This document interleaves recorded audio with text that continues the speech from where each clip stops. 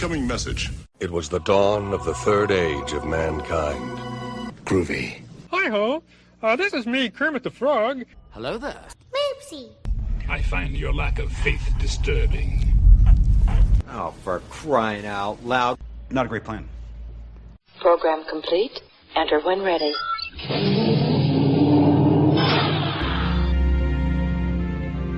Let's see what's out there. Engage. Different roads, same old spark. Talking track till the street lights spark. We're those sci-fi guys riding warp speed waves. Mac and DT camming, lighting up the airwaves. Blasters of books, we're geek to the core. Laughing through the lore on those sci-fi guys. Yes, we are.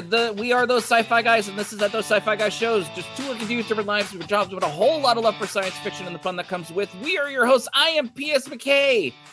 And just for my New England brethren, it's going to be 70 degrees here this week. Just FYI. I'm DT Catman, and go ahead and feast upon a satchel of Richards. Richards. It's 20 right now.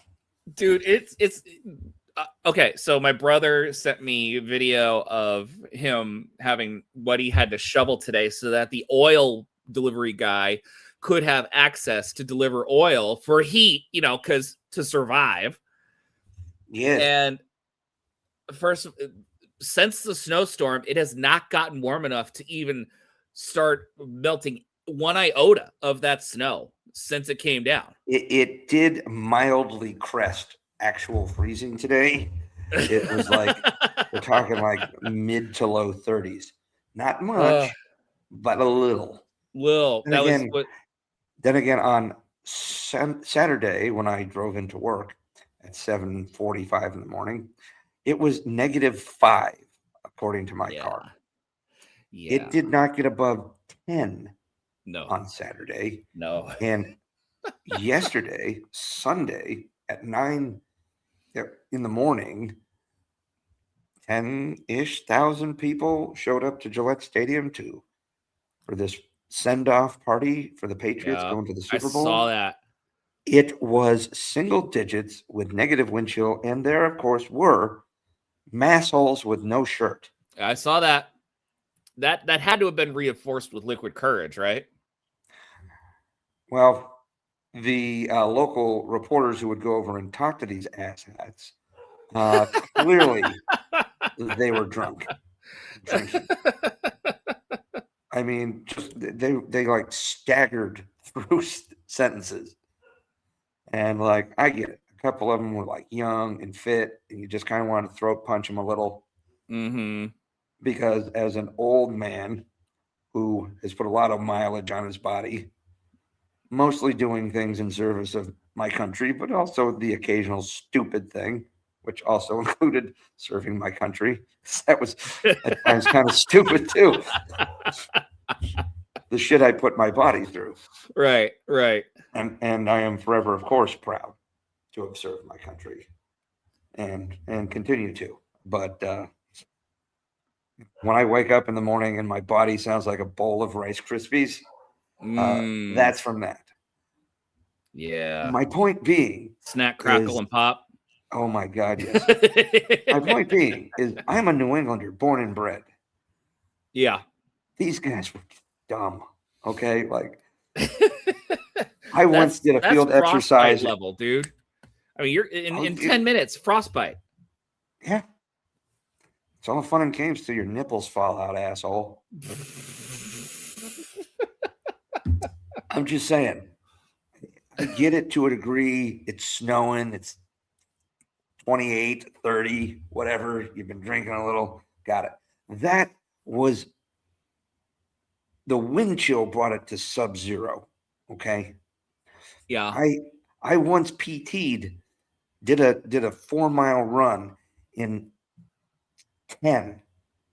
And my unit and I discussed it. We were like, we're not going to do that again if we can avoid it. Because the wind burn was so bad. people like looked sunburned. Yeah, Okay? It your was face bad. is just chapped raw. Brutal, right? Like, and sometimes be smart, okay? I get it. Have fun. But don't don't go on national TV and make us look like yahoos. The damage has already been done many years ago, DT. I mean, the term masshole applies for a reason. So It's funny. They had the media day, and somebody asked Drake May a question, something along the lines of, "Would you consider it, like an insult to be a masshole?" What was it? Drake May said he'd be honored to be considered a masshole. Yeah, that would be a badge of honor. Absolutely. Because the massholes are the smartest a-holes on earth. Because they don't see, that's the thing about Massachusetts people.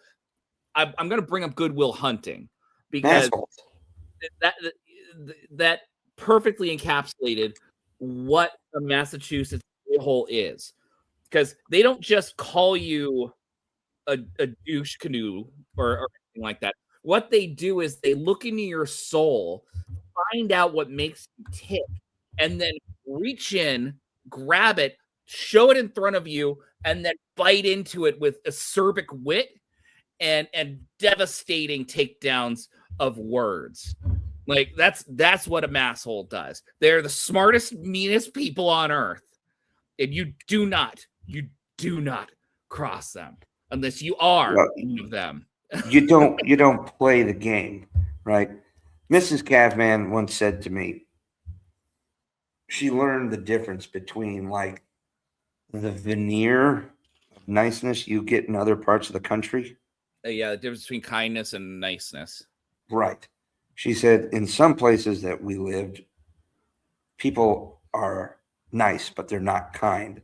They're like the bless your heart or the, oh, you're such an, the fake. And then, like they're out from under you. Up here, we don't really dick around with niceties, right? No, you say it as it is. Yeah. Like, hey, man, example. I'm lost. Sucks to be you, bro. It's like, can you help me? All right. Look, here's what you do. You go down Smith Street to the third dunks, not the second dunks. Okay. I go past 3 dunks. Then take a right. Yeah. After the third dunks. If you do it before the third dunks, you're not getting where you're going. Right? Like some guys will those people will pull over if you're stuck in the snowbank and try to help you out, right? Right. But they might make fun of you while they're doing it. Exactly. Yeah, what you complete novice kid? You haven't driven in the friggin' snow here? What's going on? Look here, guy. No, I'm here from Georgia. I don't know why I chose Georgia. It was just the first state that came to mind. Well, Georgia. Okay. What the fuck are you doing here then? Huh? Ah, God, get in the car. I'll help dig out. You hit the gas, all right? Just do it. The price of a 6-pack of Sammy, buddy. Yeah, that's what it would be. It's 10:30 in the morning. Yeah. I know. I'm running behind. The packy opens in 30 minutes. It'll take me 15 to get you out. Yeah. Oh, God. The packy. Oh, God. I never heard that term growing up. What packy? It is an older school term, predominantly from like the Boston area. Some in Rhode Island. It's mostly an Eastern New England thing, like southeastern New England. But the packy, short for a package store, which is another term for the store. Yeah. That was stuff, that was. We probably need to be clear about that, by the way. Yeah. A packy is a liquor store. Yeah. Up here, you don't get to walk into, HEB or, whatever. You don't get to walk into the grocery store and grab yourself a 6-pack of beer. In fact, for a long time, you could. Massachusetts had blue laws. You couldn't buy booze on, liquor stores weren't even open on Sundays. Things have changed, but I've enjoyed being able to bounce around the country, learn some different things, different people, meet different people. But ultimately, this was home, so I came home. And sometimes I go to my packy. I need something. Maybe another Gansett, maybe some Chimay. But it is what it is. But I'm glad to hear that it's going to be 70 out in Fresno. Well, we're freezing our asses off here the rest of the week. Watching the Super Bowl play in 60-degree weather this weekend. Well, I'm sitting here with the fireplace on. But that's what you do when you watch the Super Bowl from the Northeast. Yeah. You know what the best part about watching the Super Bowl from the West Coast is? It's early. Yeah, you still get to drink after. So no, what I love. I watched a few of these things at like 2 a.m. Just know that. I know the last Seahawks Pats Super Bowl, I was in Saudi. Oh, I was in a hotel room. Like I knew I could get it if I was back in my villa on the base I was at. But every week I would go. I was advising a Saudi unit, and every week I would drive up and spend a couple of days in a hotel near this unit. So it's like, Jesus, I know. I mean, it's the biggest single sporting event in the world. Even for people who aren't football fans, are still going to tune in, right? Yep. But where am I going to find it? Because there were some English channels, and I just kept scrolling. The weird thing was it was like I saw like a pure broadcast, right? There was like almost no commercials. I'm just watching like dead B-roll of like players walking around on the sideline and stuff. Oh, nice. Commercial break. Yeah. It was kind of neat, but I got to watch it. I wouldn't have given a shit if I was listening to it in Arabic, as long as I could watch the game. Yeah, that makes sense. If I was on base, I was at least be able to watch it on AFN, the Armed Forces Network, because I would have a box in my room, which I did. And I did end up watching a couple of Pats games at some weird hours. Are you able to watch all Pats games on the AFN? No, they have select games. They have a few select games, right? Yeah. But, through most of my career, the Pats were pretty damn good. So it was guaranteed to get a couple of games. Yeah. I once went into my first tour. I went into the, we had this like common area to watch the Patriots lose their first playoff game in like 4 years. In 2006, in the 2005 playoffs there, the year after they went back to back in the Super Bowls. Yeah. I was doing that and they're going to love this at freaking 1 a.m. Yeah. Yeah. It's really only worth it if your team wins, I promise you. But believe me, I was the one that flew out to New England to watch USC lose to Boston College that they weren't supposed to lose to. In the rain. Yeah. In the rain. That's not a warm rain, by the way. No, that was not a warm rain. Unless you get like an early September game up here, it's not a warm rain. It was early September. Oh. It was September 14th. That you was got the a reverse Indian summer. Interesting. Woohoo. Dude. Yeah. I got to tell you. Sitting in a Super Bowl, sitting in a hotel room in a foreign country, like 9 hours away, and you're watching the Super Bowl, and you're like, and then you see like the catch down the sideline, and you're like, oh fuck, we're gonna lose, and I'm up, and it's like 3:30 in the morning. And then they don't run it on the goal line and pass it and get picked off. And I'm like, holy shit. You know, that was a classic Pete Carroll call, though. My phone blew up. Because 9 times out of 10, that call works. 9 times out of 10, because he's always going against what is expected. Like, you know, that's what Pete Carroll did when he was with the Trojans. That's because he got cute and he got burned by a better coach. I mean, you know, 2 national championships and a Super Bowl play. I mean, maybe Bill. 8 I would Super say Bowl rings. I know. I know. I'm just saying Carroll's not exactly a slouch either.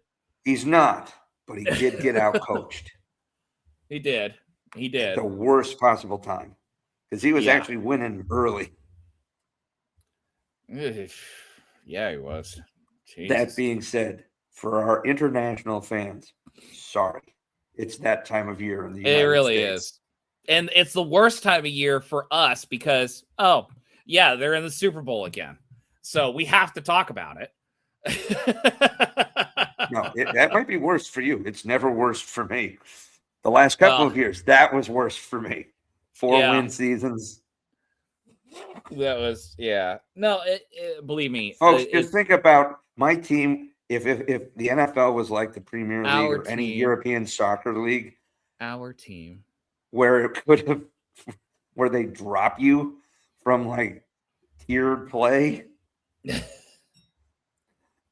Pats were on the pretty close. They'll drop a tier. They were in the New York Jets tier. That's not a good thing. Well, here's what we can all agree on. Thank God we're not Jets fans. I saw this cartoon that I sent to. Oh God, I think I sent it to my brother. It was rather crude, but it was a Jets fan sitting in a corner, and a woman it's a crude line drawing, right? But a woman was like embracing another man, but she turned to him going, "Are you sure?" And the other man was the Seahawks, Sam Darnold, Seahawks. I'm not going to go any further than that. That has to hurt New York Jets fans. Oh man. Okay, Sam Darnold, I'm a big fan of. He's a good guy. As soon as he went to the Jets, I'm like, he's screwed. He is absolutely screwed. First of all, Clay Helton never developed him in college. He never had the opportunity to be able to be developed. He had a ton of reps, don't get me wrong, but he had no coaching. None whatsoever. So when he went to the Jets, I'm like, oh, God, he's a good guy. He's a good leader, and he's going to be screwed over. And I'm actually Sam didn't go to USC, did he? Yeah, he did. Yeah. He won our last Rose Bowl for us against Penn State in January 2017. Gotcha. So I'm pleased to see Sam have this kind of second breath of life. It just had to be against the Pats, though, didn't it? It's like it was Shanahan, man. He got right in San Francisco with Shanahan. And then had a breakout year last year with Minnesota, and they're like, you know what? Yeah, we're not going to have you stay. Yeah, have this untested guy who missed all of last year. Right off, Sam. Sam makes big money in Seattle and is in the Super Bowl. The Vikings missed the playoffs. Oops. Yeah, oops, indeed. Like, man, you know, the NFL life's a fickle fiend, isn't it? Oh. Anyway, more hot NFL talk next time. We'll we'll bring you the injury reserve list. We'll talk about that, and we'll also talk about the effect of the forward pass, but not tonight. Anyway, what brings us here today? Now, most of my feed or most of our conversations lately have been you taking absolute mondo dumps on Starfleet Academy, which of course is also hysterical because you have not watched a red second of it. No. but I'll explain about that. I know. But part of me has gone back and forth, right? So I have watched it. There's some things I like, some things that drive me nuts. Okay. Robert Picardo, he's good. Glad to have him back. I actually am very happy Tig Notaro's back because her brand of dry wit amuses me. But there's a lot of other things like so up and down with Holly Hunter's Nala Ake. Just she's such a fantastic actress, but there's things that there's choices that they're making that's just there's some things that send off flags, right? But like I said, like I'm finding pictures about it right now. I'm bring it working up. my Don't way worry. through it. I'm working my way through it. There's a couple of characters who I like, a couple who I would love to jettison out the window because, like, it's teen angsty drama-y. And I get it; they're trying to go for something different, but I also think that they're missing the mark in some areas, right? So I get it. But you, on the other hand, again, having not watched a single episode, have been blowing up my messages with videos, posts, memes, and just general all around frustration. And you and I have had many conversations, and we've had other videos that were more like bitch sessions. But the thing that I started thinking about is where did I feel Star Trek really start to spin off the axis a little? Okay. Now, every new iteration has to deal with people who may be resistant to changing the status quo. Yeah. And the Next Gen took heat its early years. Deep Space Nine took heat the early years. It kind of sounded like people were kind of jazzed for Voyager. We were, because at that point, Star Trek had figured out its. Star Trek was a machine at that point. Yeah, it Like, figured out just its burning thrill, out excellence. There we go. This is it. This is what So there was movies. There was now 2 TV shows on plus movies. There was vast amounts of Star Trek, right? Yeah. And, for the most part, quality TV, movies, sure. Were there ups and downs with both? Of course. And then they were like, okay, we're going to do something different once Voyager ends. We're still making some movies, but we are going to do a prequel. Oh, no. I'm sorry. I jumped ahead. But they're doing feet now. Look. They're doing feet. I know that there's folks who feel that bare feet, you're more connected with the environment, with the earth, whatever. Like the Pats have a wide receiver who literally was out, who never wears shoes except like football cleats on the field during the game. Shoes, they make me fall down. To quote Hank Azaria. It's a little, some people kind of like that, be barefoot. They're touching grass. I'm sorry. Yeah. But again, there's showing up barefoot in official functions is a little weird to me, especially for a uniformed officer. Yeah. And again, in all respect to Holly Hunter, who is not only a fantastic actress, but is clearly in excellent shape because she's, at least 10 to 15 years older than we are and is able to contort herself like that for what Yeah, must well. be at least a dozen hours a day recording a TV show. So kudos That's to what your happens. workout routine, man. That's what I will give happens you. as an actress. I mean, you're able to do that, I sure as hell couldn't. Oh, Not even after my last bout of physical therapy on my back. Yeah, I just okay, so your thesis is, where did Star Trek go wrong, right? I'm not going to say wrong, but I do feel that there's a divergence point, okay? From, I know every generation is different, and things change, but the writing has not been as strong in a lot of areas as we would like.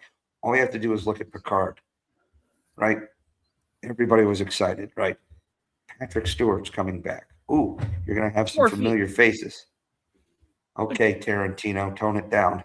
This is a fetish. They're putting a fetish in front of us. I'm sorry, I interrupted your. I'm removing this. But I just. Ugh.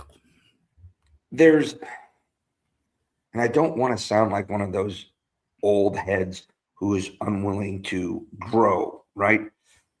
There were some things about some of the newer Star Trek I did appreciate. Like, I was a little resistant with Lower Decks at first. And then when I saw the reverence it generally treated the universe, yeah, I really started to get into it. And sure, it's a comedy. It was a half an hour animated comedy, but they really started to have some interesting stories, particularly in the later seasons where they had a running theme throughout it. Now, some of the episodes were still kind of episodic, but there was like a thread that ran through the season, and that they would usually wrap it up, like kind of make a big deal in the last 2 episodes of the season, right? Right. So I think across all 5 seasons, most consistent and best done of the modern Star Trek. I would agree. Yes. We neither of us really watched Prodigy, so we can't talk about that. I've heard a lot of good things. I heard a lot of good things too. I saw the pilot. The pilot was intriguing. Again, saw a lot of good promise there. And again, it's strange is that it's supposed to be very good. A lot of critical acclaim, and like, critics mean nothing nowadays. I know, you're right, but also I posted, there are some people I posted today why, I trust who enjoy it as well. Sure.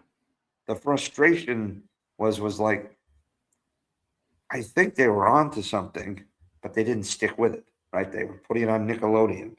They were trying to bring in younger kids, but it still felt like Star Trek, right? Sure, they brought Kate Mulgrew back as a Janeway hologram, and then there were a lot of other people who came back playing older versions of mostly Voyager characters, but a few others as well. And people wanted to get on board with that, which is excellent. Picard, on the other hand, seasons 1 and 2 were very uneven. A lot of tonal changes. But season 3, hold on, let me finish this point. Okay. Right? Season 3 had consistent writing, show running, and clearly showed respect to the work being done before.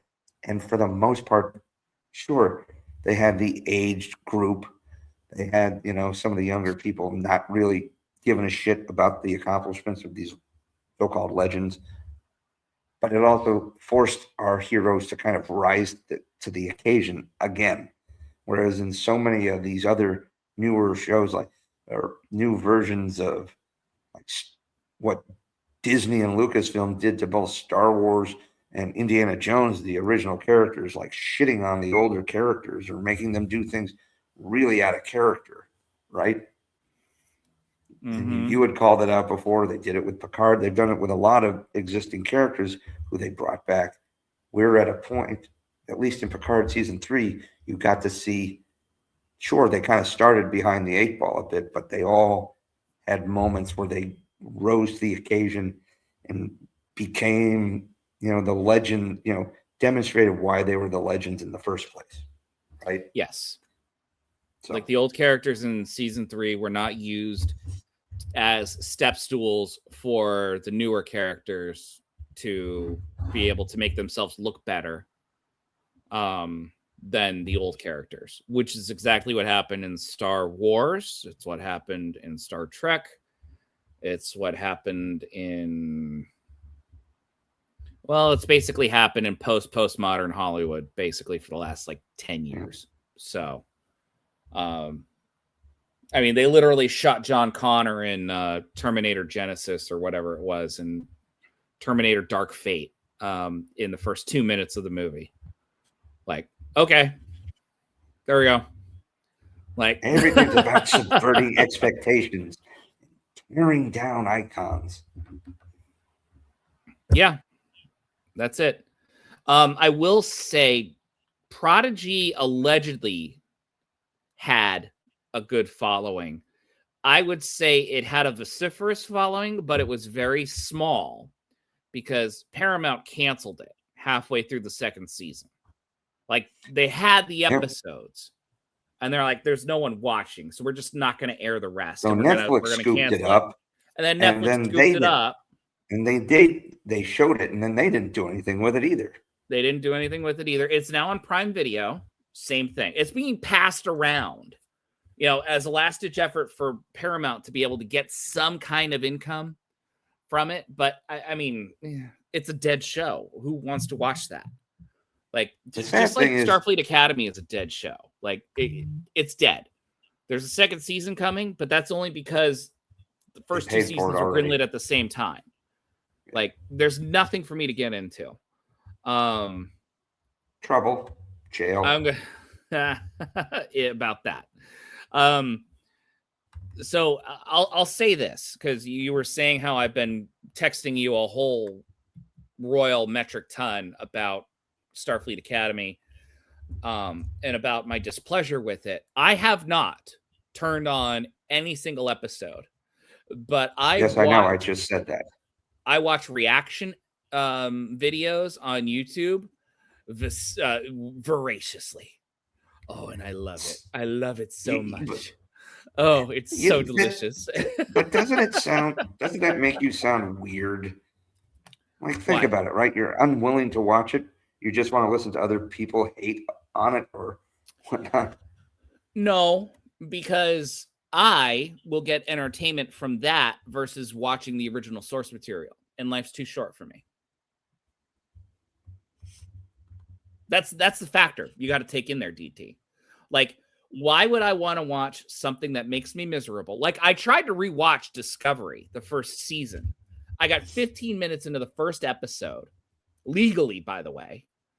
And I'm like, holy schlamoli, I can't watch this. And then I was like, why am I doing this to myself? This is an experience in misery. No, I can't. So I didn't. And that's the thing. That's why I stopped watching Strange New Worlds last year.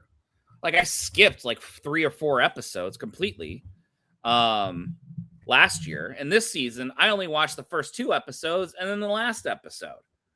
Because everything else in between looked like complete nonsense. And it only would have made me angry. And the next year, we've got a great puppet episode to look forward to. It's what? That's not worth my time. Well, that's part of where some of my frustration is we talked about it when we talked about Strange New Worlds and whatnot.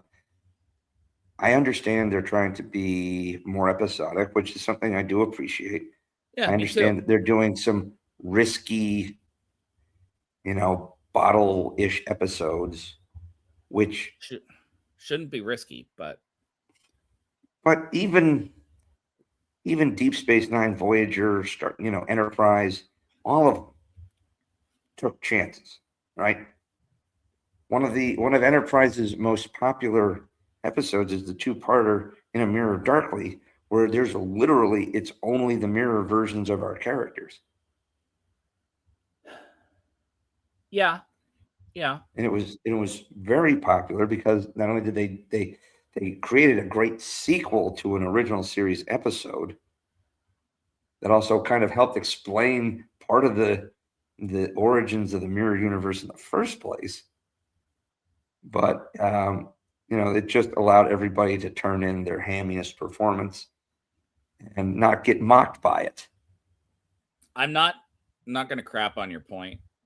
But again, there's also that's how you could pull off an episode like Little Green Men. Yeah, I'll go with that. Part of it too. I'm not a big fan of the Dark Mirror universe in Deep Space Nine. It didn't feel It didn't feel not chemistry. I don't know. I always enjoyed it. But here's the thing. They did one episode in like 5 seasons. Okay. I know. One episode a season for 5 different seasons, right? I know. And that's fine. That's fine. And out of a 20 plus episode season, you can take a chance like that, right? You absolutely can. If just it like Little doesn't, Green Men. And Little Green Men worked out really well. It was a fun episode. It wasn't to be taken too seriously. We got to hear what the Ferengi language sounded like. And we also got to hear what English sounded like to them without the universal translator, which I think was spot on, by the way. Everybody sounded like they were underwater. They kind of did, but it was funny. And it was good and well done. Again, that's something you can pull off better in longer seasons. Yes.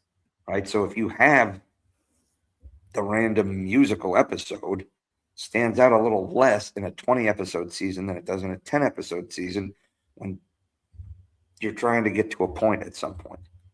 Right. Yeah. Especially if you're doing it when you have that 10 hour movie that you're calling one season.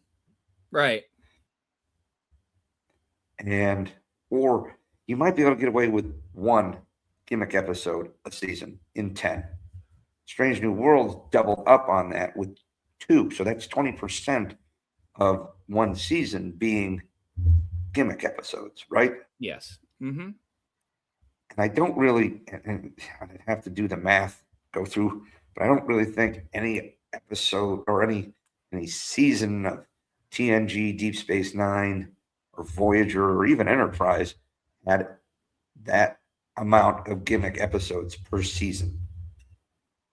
No. 1 or 2 you could get away with. That's still less than 10% in a 22 to 24 episode season.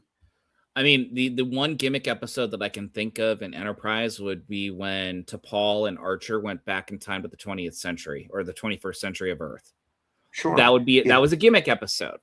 Too bad we had already seen too many examples of that. So it was kind of overdone.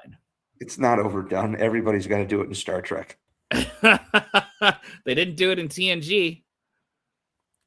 Sure, they just went farther back in time. Time zero.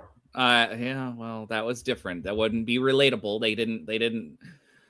My dream was to see Data, in a car chase in a GTO, hitting the gas while Riker goes, Data! As they're being chased through the streets to get away from the police or something, Get in like that. What was it? Get in if you want to live. Yeah, get in if you want to live. Yeah. They pulled that off in the last season of Agents of S.H.I.E.L.D., which was really good. Yeah, I stopped at season 5. I need to. Yeah. But again, right? So, sure, there's always going to be a time travel episode in Star Trek. It's just that is what it is. It's going to happen.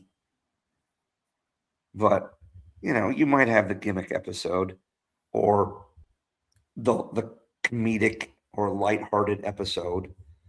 For every In the Pale Moonlight, you're going to have the Magnificent Ferengi. And actually, that was a really good episode. The Magnificent Ferengi? Yeah, that was a really good I love episode. that episode.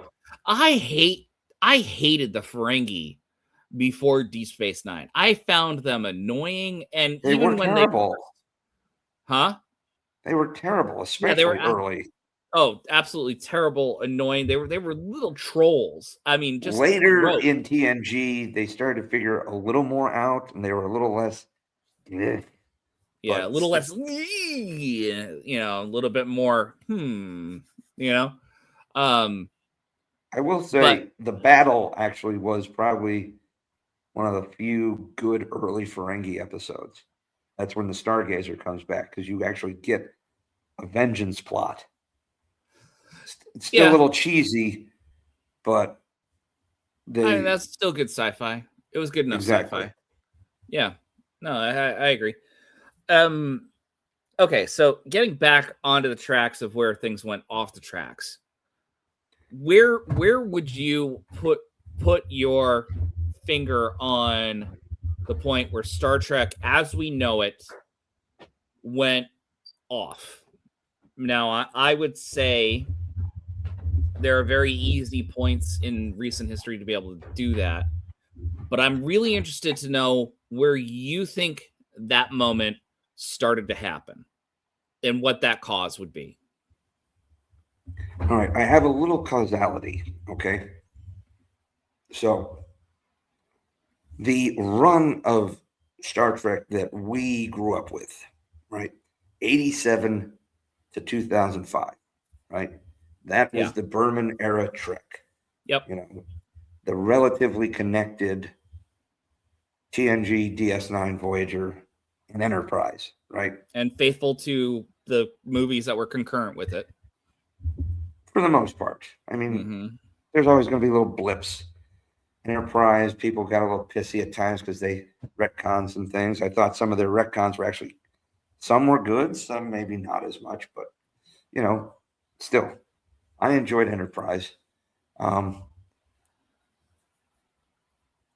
Nemesis fell flat, and you know I know it curtailed a lot of the ability of Paramount to try to launch another movie. I know there was a plan to try to get all the captains on the big screen at one point.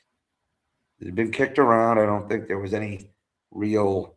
No, it got Anything taken written just as down. seriously as them doing Starfleet Academy in movie form for Star Trek 6.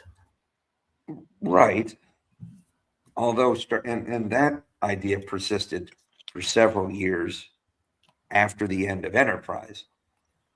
And it, I think, was kind It of didn't the basis. persist.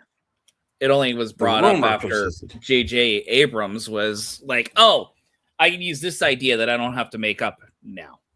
I'll just elaborate on an idea that was already made. Sure. There was clearly some franchise fatigue.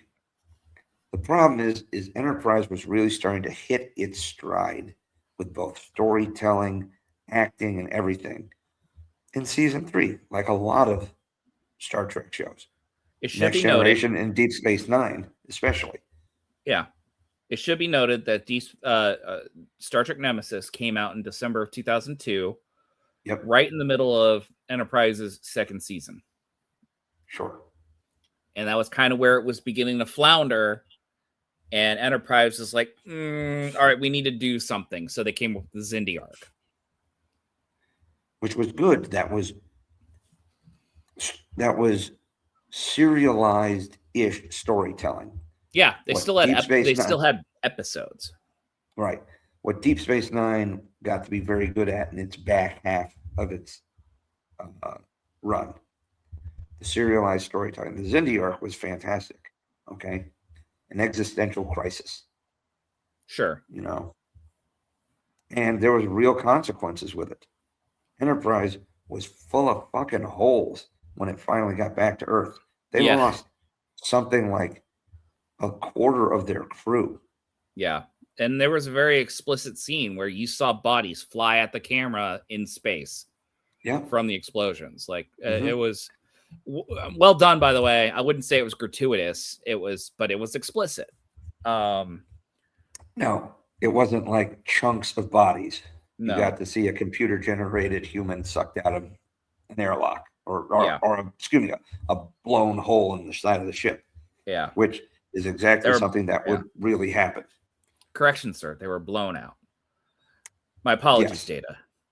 Sucked and blown. So, the fact of the matter is, like, not only did they do that, and then in season 4, they started doing what some shows have kind of like to do, is do little pods or mini arcs, like little vignettes, like kind of what Andor did in season 2. Yes, like they're little like 2 or 3 episode arcs, 2 episode arcs, 1 episode, and then another. They were 3 all episodes. there was like 4 3-episode arcs, right? Yeah. And Enterprise kind of did that with 2 episodes here, maybe 3 there. The Augments was good, which also spun off into the Klingon arc, which was the biggest retcon, but it was kind of entertaining. They put some thought into it. I would argue that was a very faithful retcon. Yeah. And a tongue-in-cheek kind of wink to the audience, like, yeah, we know this has been an issue, and I think we're on board. Don't discuss it with outsiders. Yeah. Like, it was, I think it was a fun little, like, wink, wink, nudge, nudge to the audience. I loved it. Like, I thought it was fantastic. I found it completely plausible as well, and I was fine with it. In fact, there's a woman that I followed on Twitter at the time. It was in 2017, right around the time that Discovery came out, and it was right when like the controversy of the redesigned Klingons was like full storm. And I reached out to her because she worked for CBS and she was a big Star Trek fan. And I'm not going to say her name because I don't want people to. She's a good person, completely innocent. Just tell us what's going on. That's all I need. I reached out to her. I'm like, are we dealing with a situation where the Klingons' houses have different genetic variability, like with the augments? Like certain houses may have been augmented to look human and others didn't get the augment gene, and then others had this other gene that kind of spun off a little bit.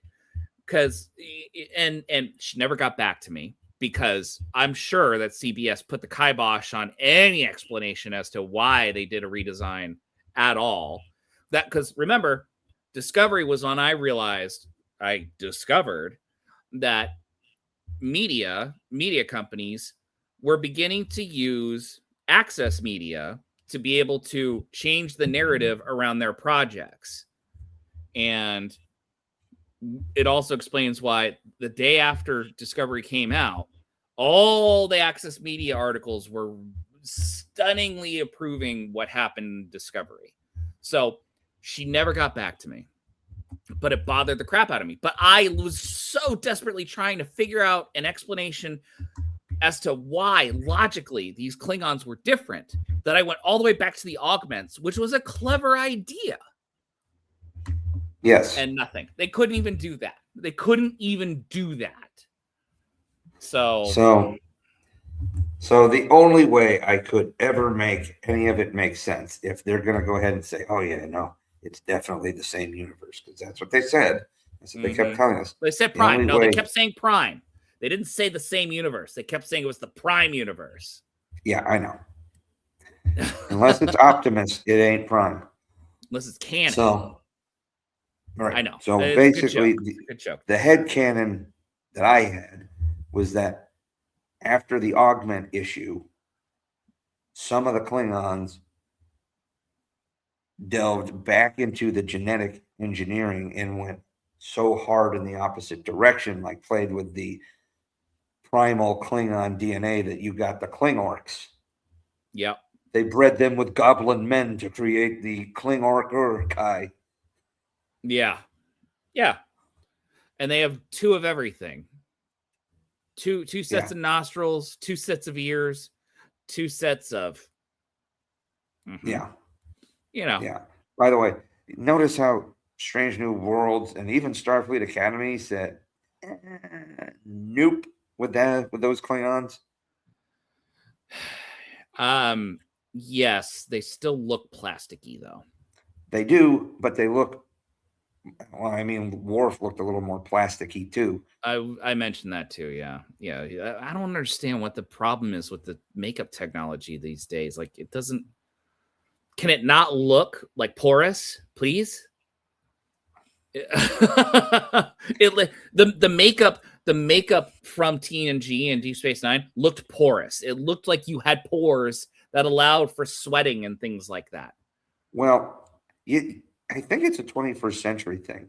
Have you started watch a baseball game lately? Instead of the shiny batting helmets, like the very flat matte, like people will get their cars, like flat painted matte, as opposed to that metallic, that shine. A lot of teams baseball helmets are doing.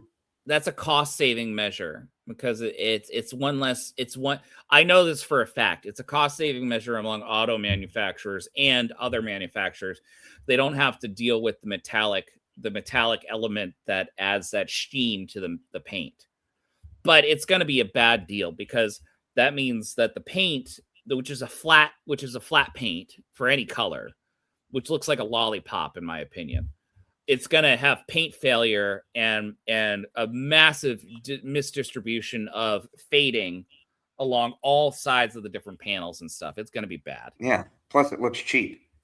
And that too. I just don't. I don't like it. I kind of like the sheen, but that's kind of what it strikes me as. This is a very 21st century look at it, right? I'm pointing to bat and helmets. I'm pointing to cars. I'm pointing to Klingons. Okay. Yeah, I know.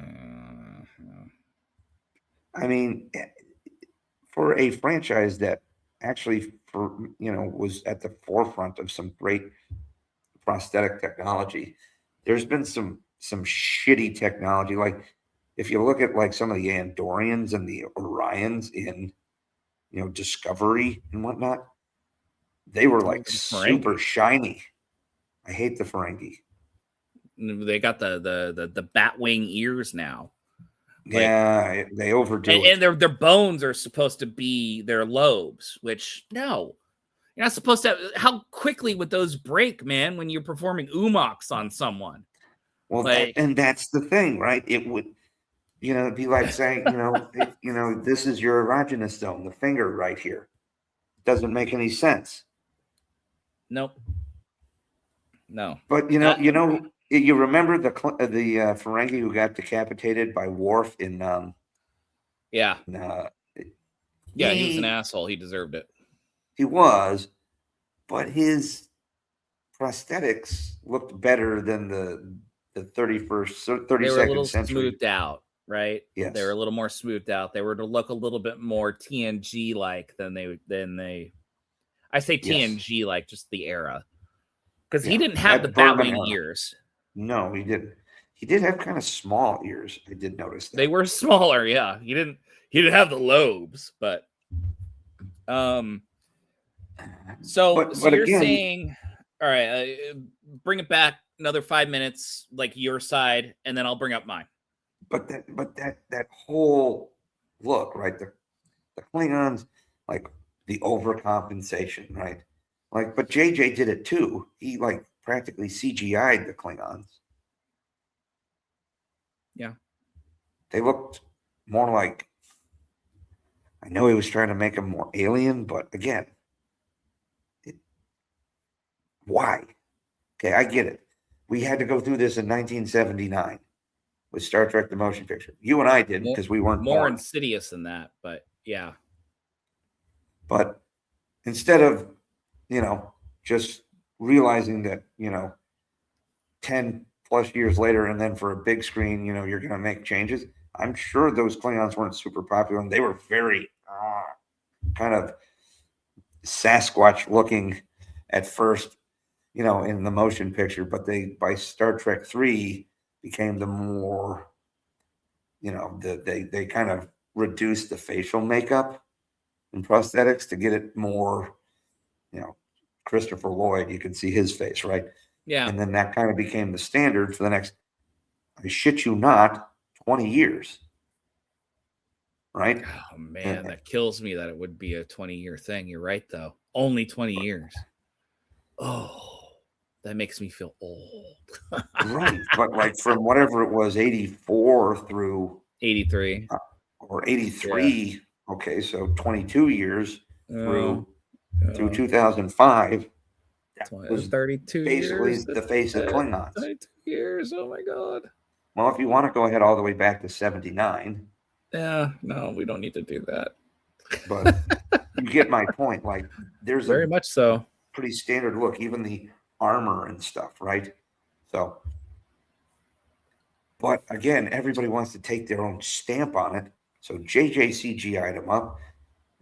Frickin' Kurtzman and company was like, well, let's turn them into fucking, goblins. And I mean, you say goblins because that's what orcs were, but right. Urukai were more. But yes, you're absolutely right. You're absolutely correct. Yeah. But they just did it to do it, right?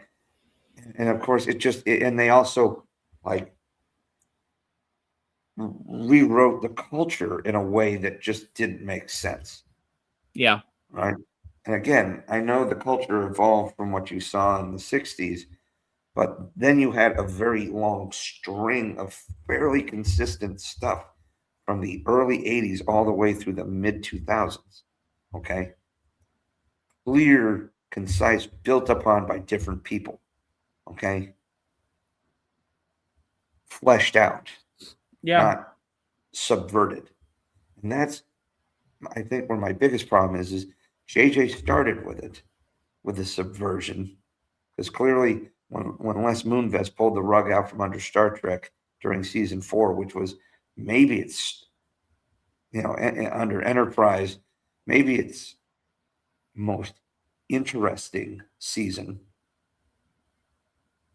because of all the different things they did, those little arcs, the piece, the growth, and like, okay, we're touching base on familiar things, but we're showing chunks of history. We're expanding. You're getting to actually have characters like, we keep hearing that the Tellarites and the Andorians were some of the founding members of the Federation, but we barely have any experience with them. You start seeing characters, recurring roles, expanding, what these cultures actually are, right? Yeah. And then JJ just, fucking the next 2 iterations of people do basically the comic book thing, and they like try to kickstart the universe in a different way. Yeah.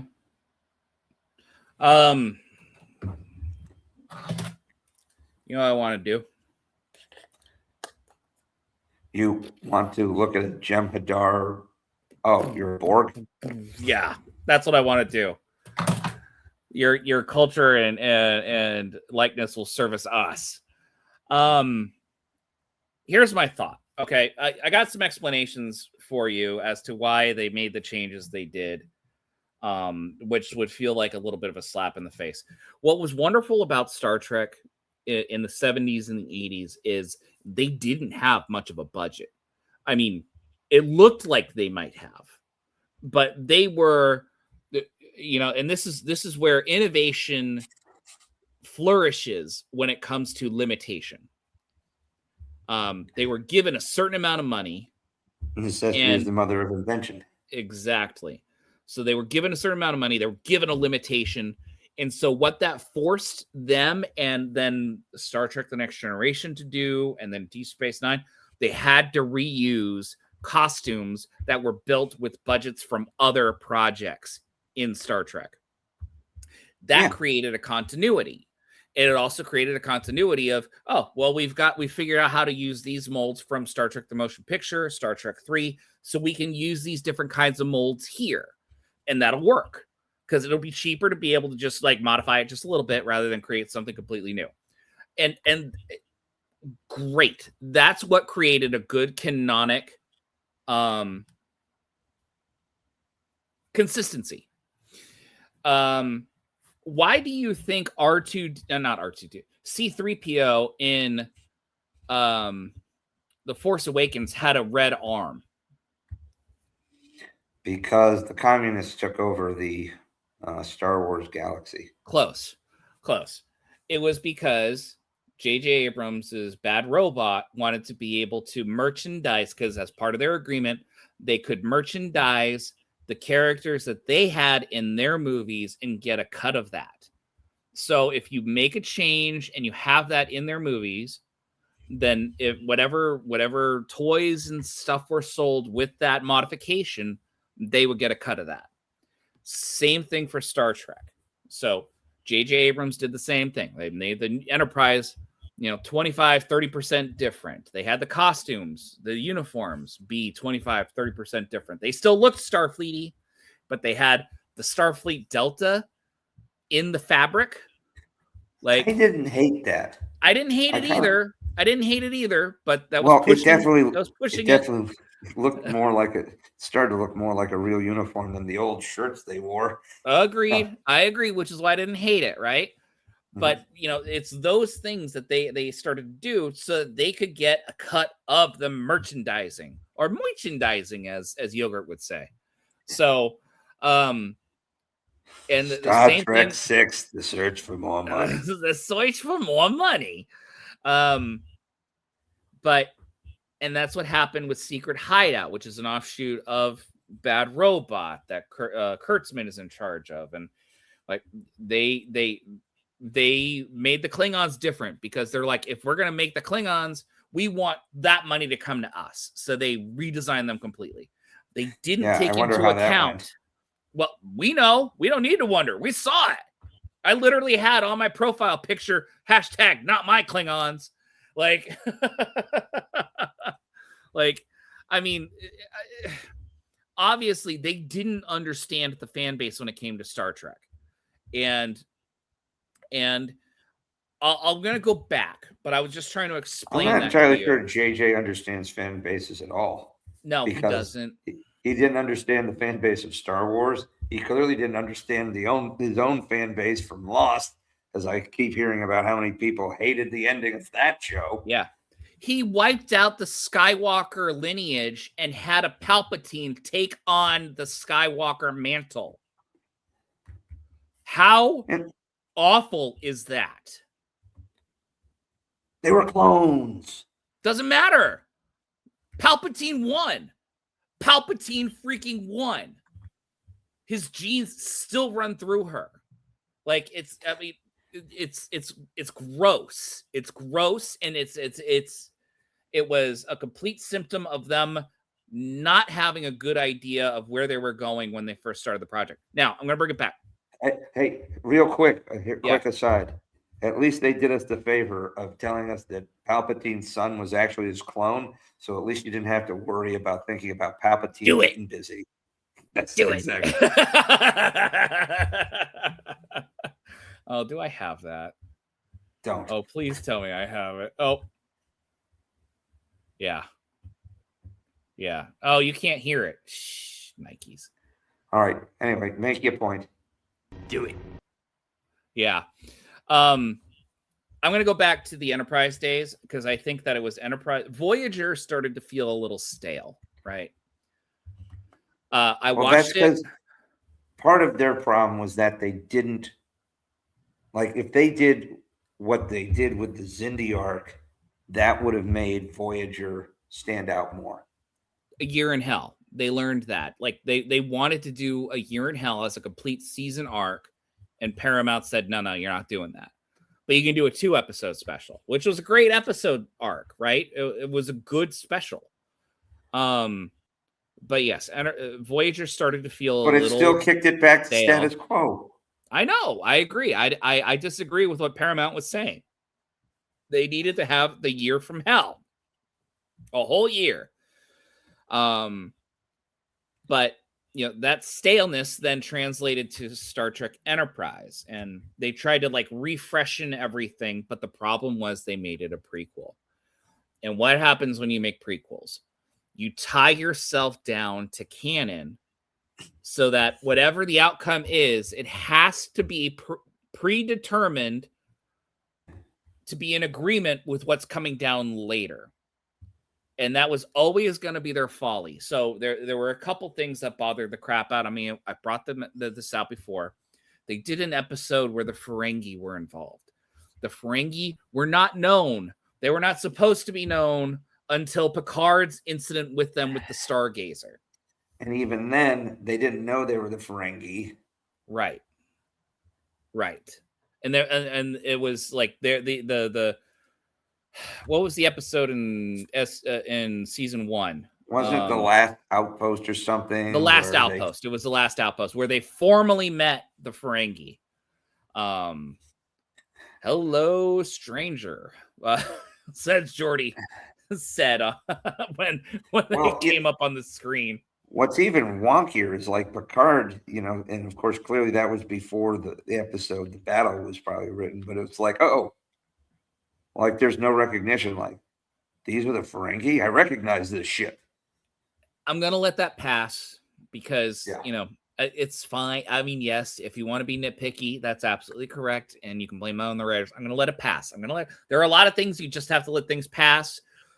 The stuff I'm bringing up is stuff that never should have been allowed to pass. Having the Ferengi be involved in Enterprise, 150 years, really, before we actually met them, they were around as close to Earth as that. Nah, dude, that's 200 years. Was it 200 years? Right, they're 100 years before Kirk. Oh yeah. Huh. Well, let's say 170, for the Picard and Stargate. Stargazer, sorry. No, the Stargazer, that was the 50s. It literally was 200 years. Enterprise you're right. 250. Yeah, you're Enterprise right. was the 2250s. Yeah. All right. Thank you for pointing that out. They were 90 years before Kirk. Excuse me. You're right. Thank you for pointing that out. All right. Consistency. You were the one who dove down the semantics. I was rounding a 10-year lineage up to. You're right. Yeah, no, 100. I'm not. Oh no, I appreciate you bringing it up. I didn't have a firm grasp on the timeline. I just knew that it was wrong. And then the other one, the Borg in season 4. So, yes, but I also kind of found that to be an interesting plot device. Now that I will say it was interesting. It was a very interesting episode. But it was an episode. Because it does lead to some serious questions. Like, this, like the first time Star Trek actually acknowledged that something they did in the past could actually come back and bite them in the ass. Right. So, I mean, as the episode ends, it ultimately is like the Borg never say that they're the Borg. They'll just say resistance is futile. Your likeness will service us and whatnot. But they never say we are the Borg, which total cop out. I was waiting for that to happen when I was watching the episode. I'm like, well, this is their nice little workaround. Nice job, guys. Because I was against the nature of the episode when I first found out that it was happening. Right. Sure. Back in 2004 or 2005. I thought the execution of it itself as like a kind of horror movie, and then the Enterprise was trying to stop this cybernetic group or this cybernetic infection from getting further out into the galaxy. But the episode ultimately ends with them sending a subspace blast towards the Delta Quadrant, which won't get there for another 200 years or something. And they're like, what do you mean? Well, it means that whoever they were reaching out to is going to get the message in 200 years, and we'll find out. Like, so they're trying to allude that, the Borg were coming because of this episode. Like, okay. A predestination paradox. Predestination paradox. And I'm like, I didn't need it. It was a good, well done episode. I'll give them that. But it just felt like they were going back to the well. So,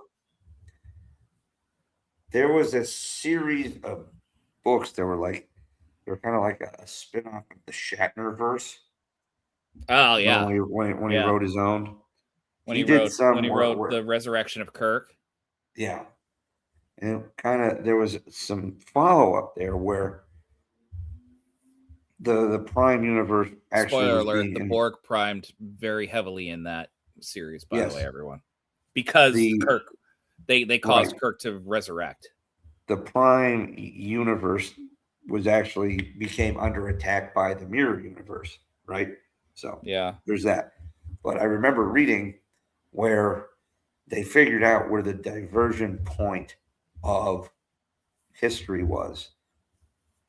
In that Shatner novel series, the diversion point was when Enterprise E goes back and fights the Borg, and Riker and Geordi are in with with Zefram Cochrane.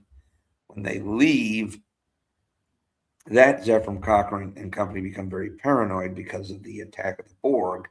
So, kind of the way you see, we saw that play out in A Mirror Darkly, yeah, where they take the Vulcan ship and whatnot, and that's how humans get the advanced technology, whatnot, and eventually conquer Vulcan. It's a similar. Hold on, it's a similar point where, like, the Mirror universe became bad, became super evil and oppressive because of the Borg incursion from First Contact.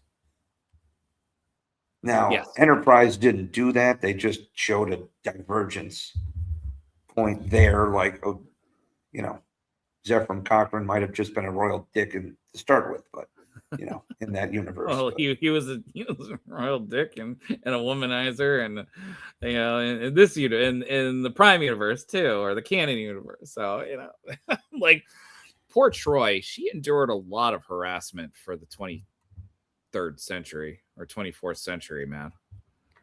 A lot of harassment. That's because she was written in the 80s and 90s. She took it with stride. I just want to point out that the idea of the divergence for the Mirror universe, I never liked, because in Dark Mirror, written by Peter David, Picard was trying to figure out where the divergence happened, and he picked up one of Shakespeare's plays, I think Merchant from Venice, and he read it, and it was distinctly different from the real Shakespeare's Merchant from Venice. It was evil. It inflicted pain, and the lesson. Are you sure he wasn't suffering. Just reading Shakespeare? No, I know what you mean, but like it was distinctly different. And then when Picard closed the book, Peter David made a point, like perhaps there was no divergence. This universe was always just meant to be darker. And a universe of misery. And I accepted that. I'm like, I like that. I like that there's no divergence from it. That means that there's no like commonality, so to speak. It means that they were just meant to be that way. I'm not hating on it either. I'm just, some people like that because it does give a sense of, it's the butterfly effect. But we're trying to figure out where the divergence happened for Star Trek now. And like we haven't even hit Discovery or even JJ. I think our divergence point is basically 2005, right? All the stuff that came out. What? Because even Nemesis was flat. I walked out of that movie desperately wanting to love what I watched, and I couldn't. That was the first time I was like, And I had AOL Instant Messenger, and I put a message up like, I'm going to give this a 3.5 out of 5 stars. It was okay. It serviced some things, but I couldn't figure out why I was disappointed with it. It was tired. The actors obviously didn't want to be there. Like, it was. Well, again, this is what happened. They hired a director who didn't know shit about Star Trek. That was part of the problem. Yeah, that too. The director for they hired the writer for Gladiator to do Nemesis. That's right. Director was Stuart Baird, right? Yeah. But the writer didn't know that much about Star Trek either. No, he didn't. But I remember it was a big get. Like I'm like, oh wow, the Gladiator writer, who won an Oscar for best screenplay. Like, okay, he's gonna do this. This is gonna be good. All right. And no, it wasn't good. It wasn't. It just fell onto the same tropes, like someone who's seeking revenge, a super weapon, and that's the key right there, right? It literally Nemesis was Star Wars. Well, sort of. I mean, Nemesis was a look into what Star Trek was going to be from 2009 up to now. And there's always going to be someone seeking revenge, and they have a super weapon. We saw it in 2009. We saw it in Into Darkness. Same thing with Star Trek Beyond. And then Discovery. Lorca. I don't know if Lorca, yeah, seeking revenge on behalf of the Dark Universe, and then wanted to go and take over the Dark Universe. And then Mirror Universe. The Mirror Universe, I know. And then season 2, yeah, super weapon, but with the artificial Control. life and control and all that. And then Section 31, super weapon, someone with a revenge complex with a super weapon.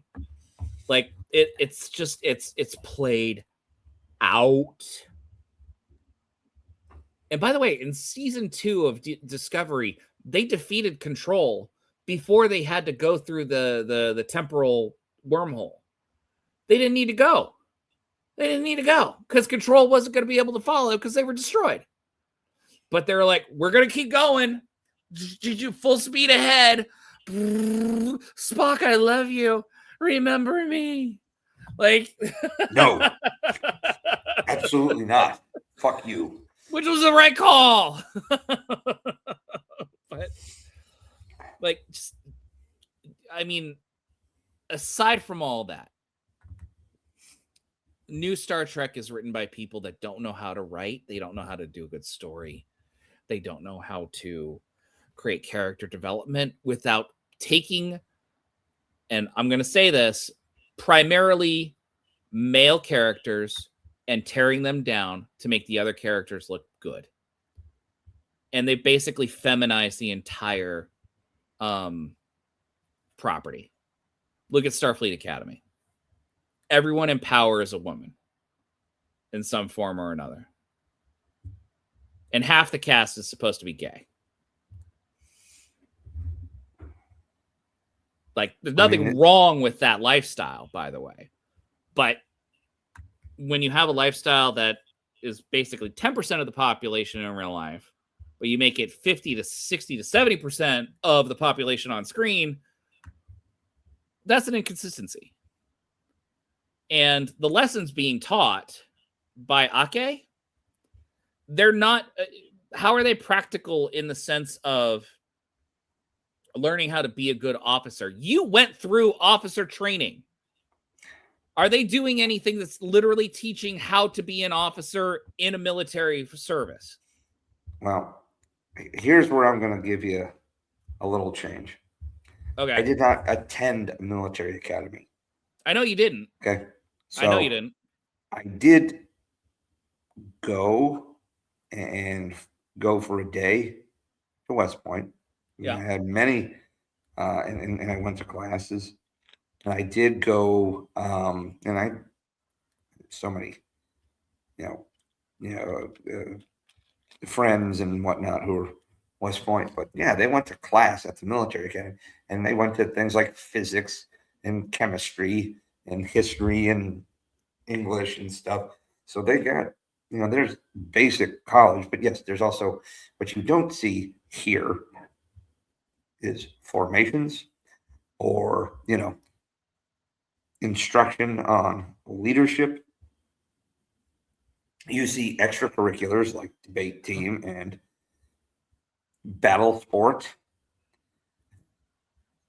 It's like they're turning like a paintball and capture the flag into, I guess, a team sport that they compete against. And the whole weird thing with the war college is also a little weird. Like that, like it's all very like stick up the ass. Their chancellor is a total tool bag. You know, who's going to be like, huh? Man? Yes. Yeah, white man? He's pretty pale. Yeah, okay. Huh, look at that. Shocking. Okay. Keep going.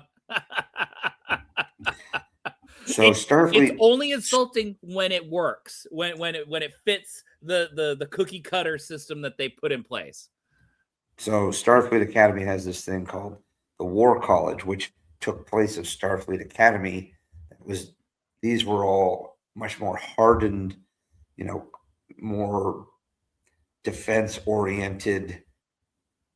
This was the Starfleet of the Burn era. Yeah. Defend the line, defend the homeland. Hold the line, defend what little is left of the Federation. Yeah. Yeah, keep the solar system clean.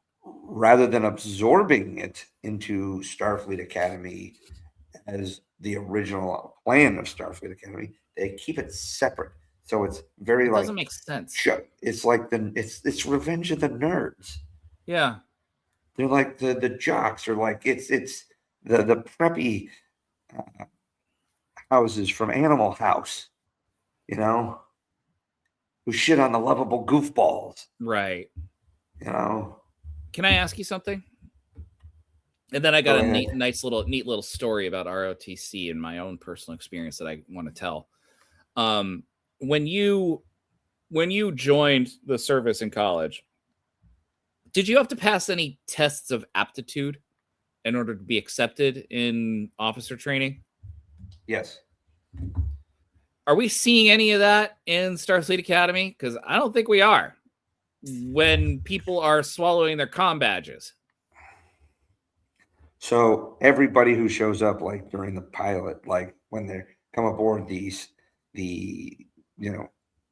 Academy ship, is they've all passed all the aptitude tests to get there, right? You had to pass physical fitness, you had to pass academic stuff, and there were tests. And when I was trying to get into military academy, I took some physical tests. There was paperwork and admissions and whatnot that you had to do. So you had to pass certain bars. Plus, you also had to get a nomination from a congressman and stuff like that. So you had to meet certain criteria. In order all to of those taken, are right? all of those are feats of ability in and of itself as well. Right.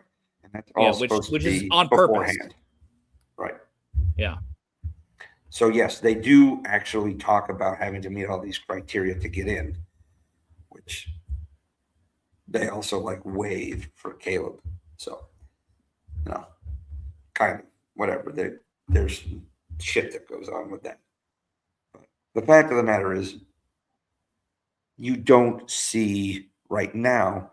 I mean, yes, you'll have Holly Hunter talk with the cadets about things that they should be focusing on and looking at and doing and whatnot, how to approach certain things. And yes, you're getting a little things whipped on you by various people like the doctor and Reno and whatnot. But I mean, they treat it more like a college. Well, that's what I've noticed. It doesn't feel like it's actually teaching military doctrine.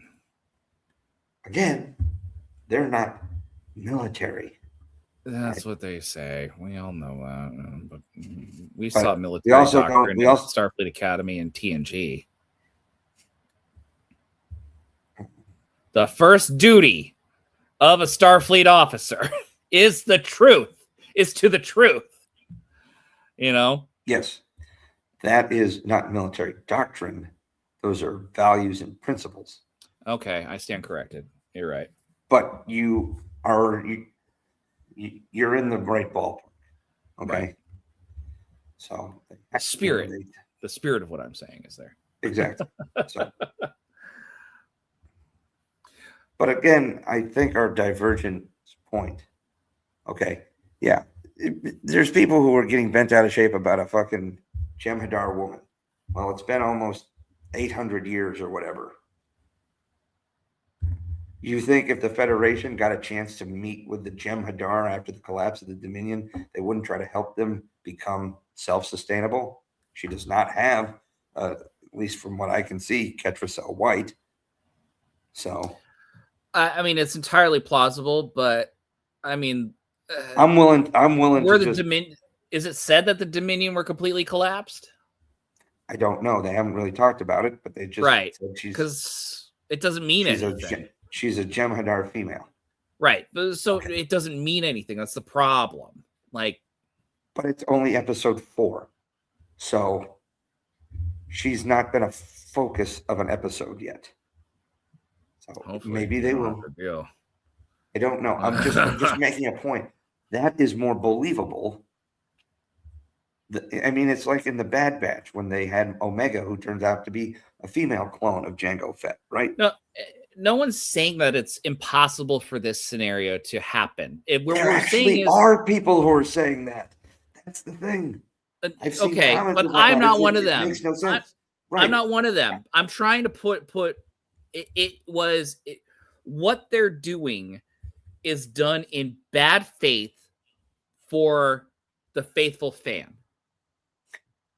The most annoying part about that character is they fall into the bullshit yell in your face drill sergeant role. And she obviously doesn't have enough discipline as a drill sergeant.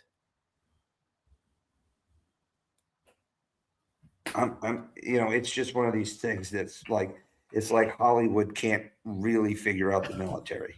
No, and that's the other fact. Wow, my dog just threw a cap clear across the room. Good for you, buddy. Nice job.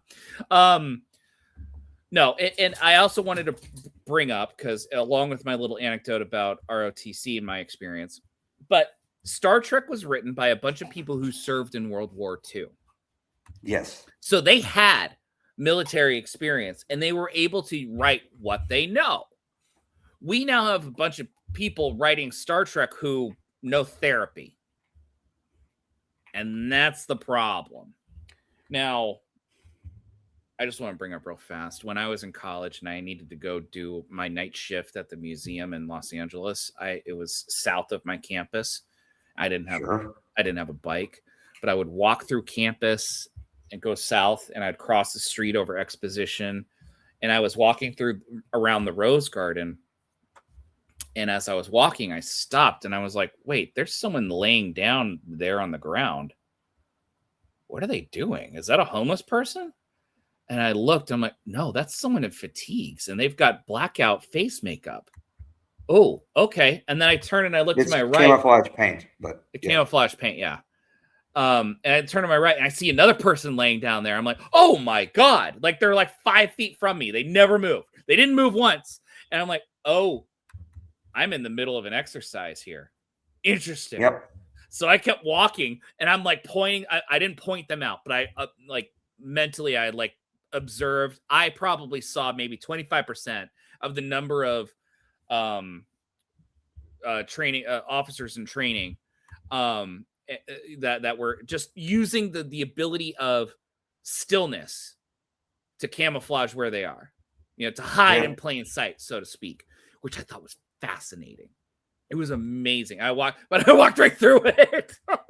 Camouflage really only works well when you're not moving. That's exactly it, right? That's the funny part. So anyway, that's my little tidbit of walking in the middle of an ROTC exercise. Yeah, we did that too. Yeah. I was just some stupid sophomore that some civilian that they didn't have to pay the time to. I probably annoyed the shit out of them, and rightly so. Well, so do we want to hammer down our basically our divergence point? It's pretty simple, I think. It's basically the collapse of the Berman era Star Trek through staleness and repeats of stories, and I think lack of faith by the studio. I think Nemesis kind of helped kill it. If Nemesis, I think, had done better, they might have given Enterprise another shot. But that was the problem. Like, they thought they were losing everyone at that point. So, and that's what had them worried. They probably did. They probably were losing some people. Mm-hmm. Again, like for us who grew up watching this stuff, it was a really hard transitional time. I didn't watch much TV regularly because I had just graduated college. I was in the middle of college, and when you're in college, you're not watching TV regularly. You just don't. Maybe a little, maybe one or two shows or something to help break it up. But like for me, it was also my first year or two in the military, trying to get my feet under me, explore the area I'm in, make friends. I was also in my early 20s.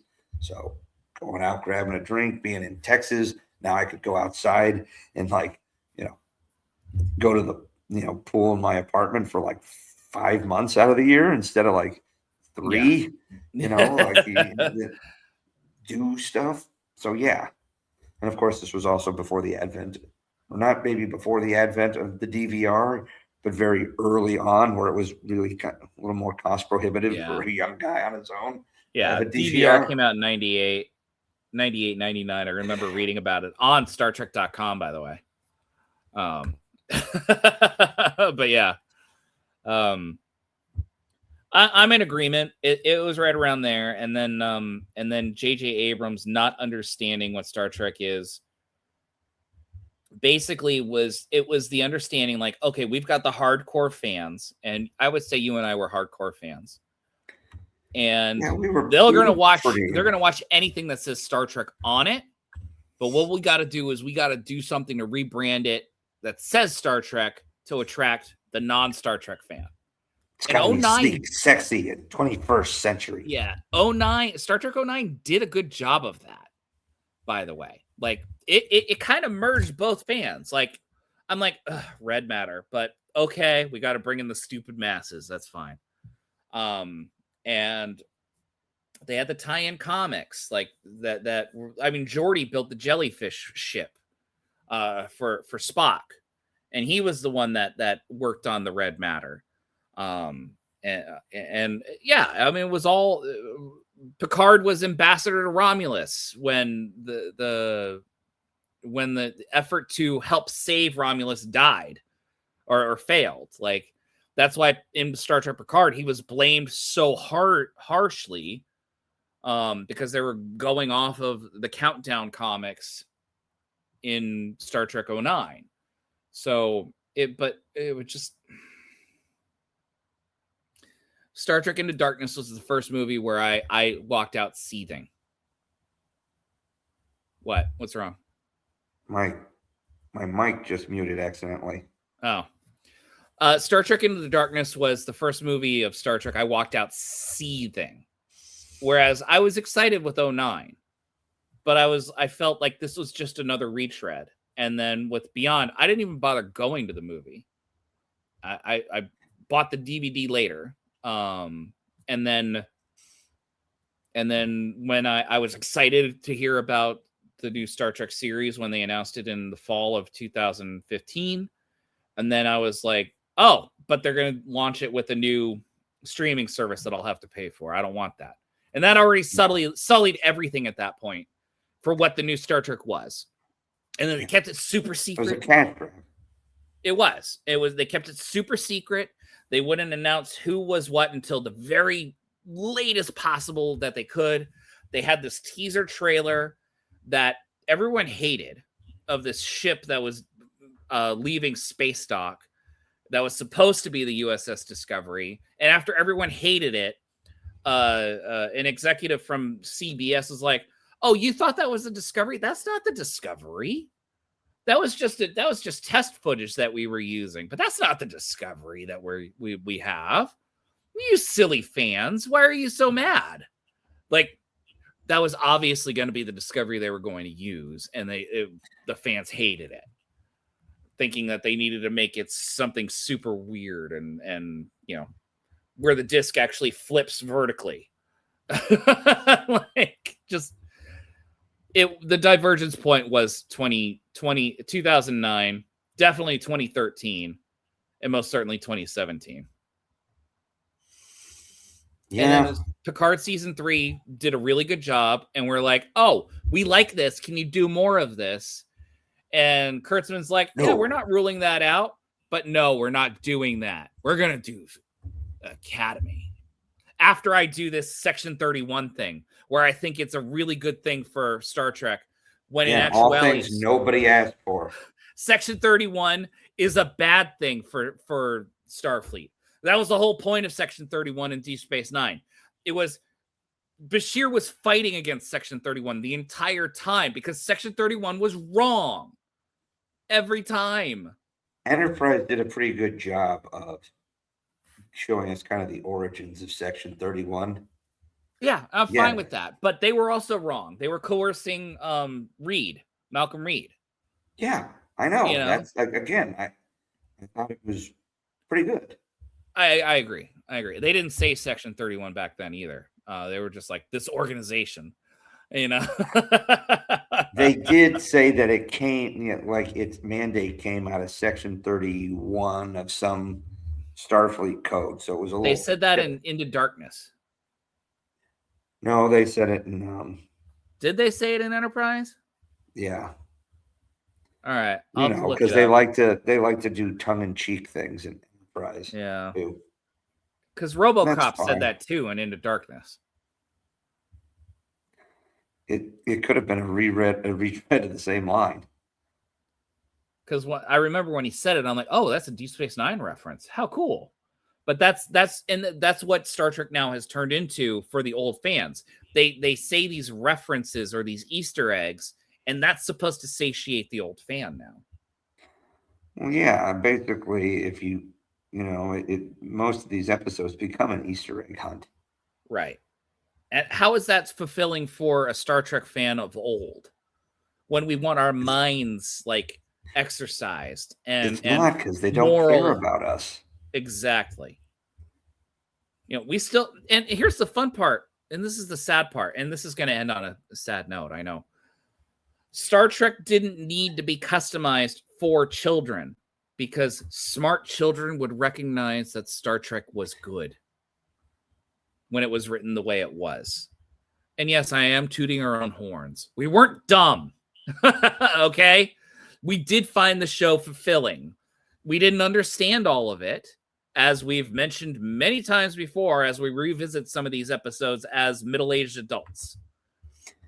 Well, I mean, the weird thing is like even the show Prodigy, which was geared more towards children, seemed to get the idea better than the shows, quote unquote, designed for the adults. Yeah. No, I mean, and I heard that, and I'm willing to accept that. That's, I mean, and good for them to be able to pull that off. It's just, it's extremely frustrating, DT, when we literally told them, this is what you could win us over with. And they're like, oh, that's interesting. We're not going to do that. Again, it was a choice. So it's like, all right, well. It's weird, too, because like then when fans get frustrated, instead of going, we hear you, either A, give it a shot, okay? Or B, oh, don't worry, there's going to be some changes. You're going to see something. They didn't even give us that. No. They went on an attack on us. Yeah. And Robert Picardo's doing it too. Robert Picardo is attacking the fans. Like, he's actively calling long-term fans bad people. Don't do that. You don't do that. Some are, I'm sure. Yeah, DT. Not across the board. There's always going to be that, but yes, it's not across the board. He's literally ostracizing the last people that would actually support him. Because do you think people that in Gen Z or Gen A are going to like look at him and be like, I like this guy? No. He's a terrible character, at least in Starfleet Academy. He was great in Voyager. We saw growth, But these kids don't know that. They have no idea what the depth of this doctor is. And these writers are never going to explore that either, by the way. They're just going to have him hum, the HMS Pinafore chorus or whatnot, He is the head of the opera club. There you are. Okay, so a little bit of Figaro here and there. So he'll hum that as he's like trying to dig out a communicator from someone's gastrointestinal system. Oh, yeah. There's definitely some stuff. Well, I think we solved all the problems here. What do you think? I think we've got some work to do. I don't know what the future holds in Star Trek at this point. I've given you my opinion that I think Starfleet Academy, as it stands, needs to be canceled, and they can't show any more episodes. Contracts can be broken. It's called the law term escapes. It's called a positive breach or something like that. A mutual breach of contract. Breaches of contract are not against the law, but they can be facilitated to finish an agreement that is not conducive to both parties. And that's fine, because at that point, one party will buy the other out, because that's what the contract is for. It should be done. It's his only losing episode. They don't even have the pilot episode of Starfleet Academy on YouTube anymore. They took it down because it's being used as an example of Star Trek's failure to garner viewers. All the other pilots are up for Star Trek still. Arr, I know. Pilots. Oh. Not privateers. Pilots. Yarr. I don't know what I'm doing. Deep Space Nine be the only place for Steve. The island of Tortuga be waiting. All right. I think we beat the dead horse as well as we could. Anything else, DT? Well, fans, tune in next time where we tell you exactly how we're going to save Star Trek. Yeah, it is. Yeah, we're going to slingshot around the sun, go back in time, and taser J.J. Abrams in his nutsack. Oh, I was going to be doing something a little bit more permanent, but okay. Okay, that's horrible. It's Thanos. Thanks, Rhodey. On that note, everybody, you guys keep dreaming. We'll keep working. I am P.S. McKay. We are those sci-fi guys. Take care, everyone. And I'm DT Catman. And up here on the high ground, good Trek is always playing.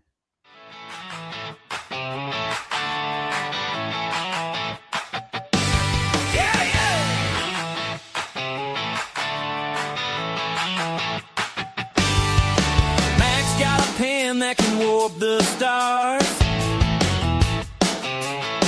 DT's got stories from cavalry scars. One writes the worlds where the heroes fly, the other roll tanks under desert sky. From sandbox forts to the final frontier, two kids with dreams and a six-pack of beer. Different roads, same old spark. Talking Trek till the streetlights spark. We're those sci-fi guys riding warp speed waves. Mac and DT Cannon lighting up the airwaves. Blasters of books, we're geek to the core. Laughing through the lore on those sci-fi guys.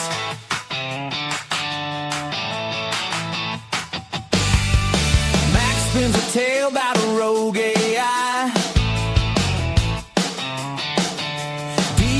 Counters with man, I drove that guy.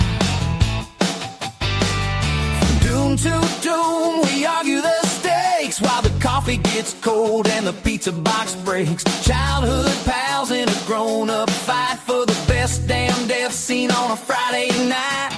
Pixels or pages, we're never ever done. Two working stiffs chasing alien sun. We're in those sci-fi guys riding warp speed waves. Mac and DT cabin lighting up the airwaves. Blasters and books, we're geek to the core. Laughing through the lore on those sci-fi guys. Yeah, yeah.